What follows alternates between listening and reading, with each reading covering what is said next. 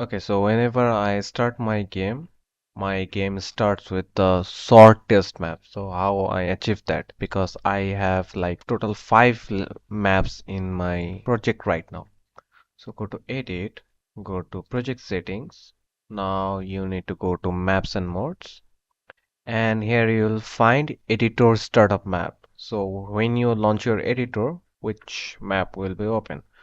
So here I'm selecting the sort test map, and this is the game default map. The game default map is when you package your game, which map will be launched first. So this is the sort map test also.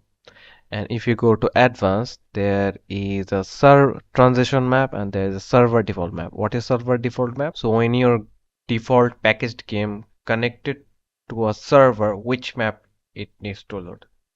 That's the server default map. I think, yeah, that's all.